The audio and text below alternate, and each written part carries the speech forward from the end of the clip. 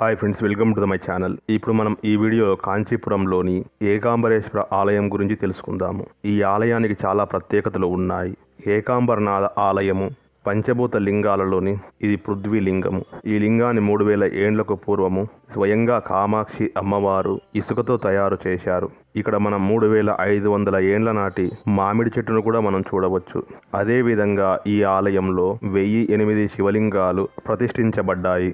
ఈ ఆలయ రాజగోపురము మన దేశంలోని అతిపెద్ద రాజగోపురాలలో ఒకటి. మరి ఈ ఆలయం కాంచీపురంలోని అతిపెద్ద ఆలయము. ఇలా ఎన్నో ప్రత్యేకతలు ఉన్న ఈ ఆలయం గురించి మనం తెలుసుకుందాము. ఏకాంబరనాథ ఆలయం కాంచీపురం బస్టాండ్ నుంచి 2.5 కిలోమీటర్ల దూరంలో ఉంటుంది. కామాక్షమ్మ ఆలయం నుంచి 1.5 కిలోమీటర్ దూరంలో ఉంటుంది.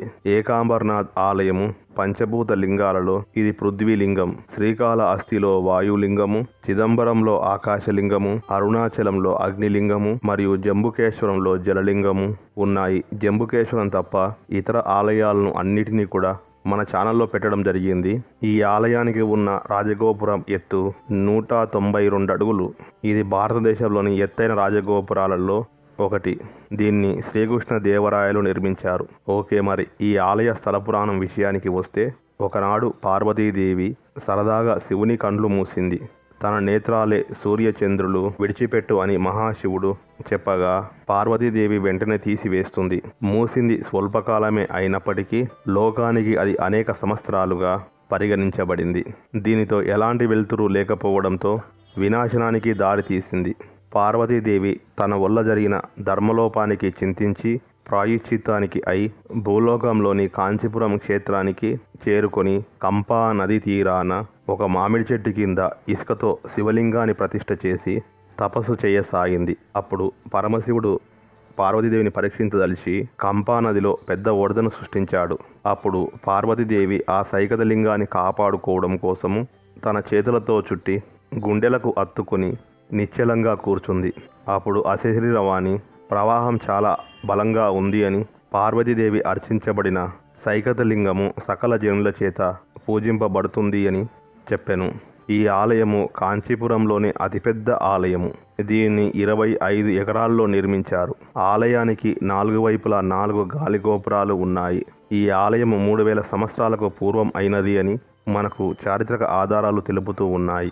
మొదటగా పల్లవులు ఈ ఆలయాన్ని నిర్మించారు. తర్వాత 9వ శతాబ్దంలో ప్రస్తుతం మనం చూస్తూ ఉన్న ఈ ఆలయాన్ని చోళులు నిర్మించారు.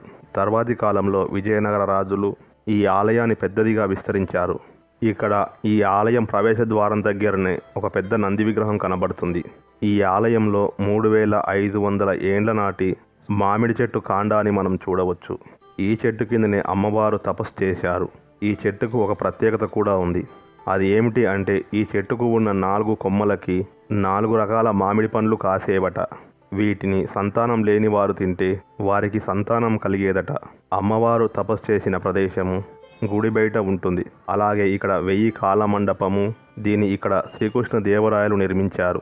ఈ ఆలయంలో ఒక పురాతనమైన మామిడి చెట్టు వృక్ష స్థానంలో దేవస్థానం వారు మరొక మామిడి వృక్షాన్ని నాటడం జరిగింది.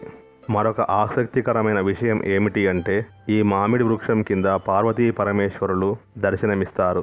పార్వతీదేవి కుమారస్వామిని ఒడిలో కూర్చోపెట్టుకుని వధూవరులుగా దర్శనమిస్తారు. ఇక్కడే మనం తపో కామాక్షిని కూడా దర్శనం చేసుకోవచ్చు.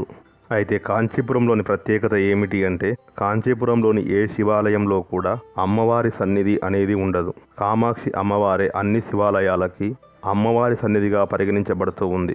ఇది కంచి ఏకాంబరేశ్వర ఆలయ చరిత్ర.